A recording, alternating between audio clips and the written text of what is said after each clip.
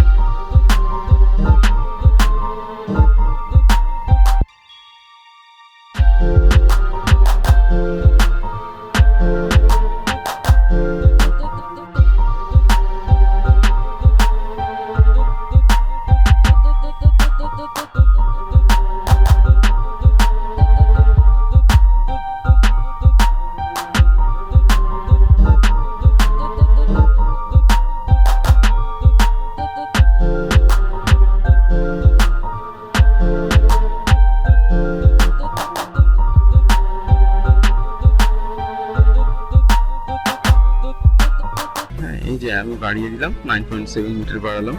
বাড়ানোর পর এই যে আমার সেকেন্ড ফ্লোরটা আছে, তার টপ ভিউটা আসছে।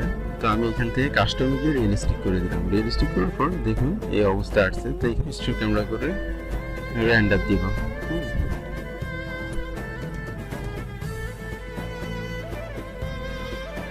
এলিভেশন ক্রিয়েট করতে পারবেন লুমিয়ন থেকে। দেখুন আমি যেভাবে করেছি অনেকটা ঠিক এভাবেই পারবেন। হ্যাঁ, ধন্যবাদ এতক্ষণ ধরে ভিডিওটি দেখার জন্য। আসসালামু আলাইকুম।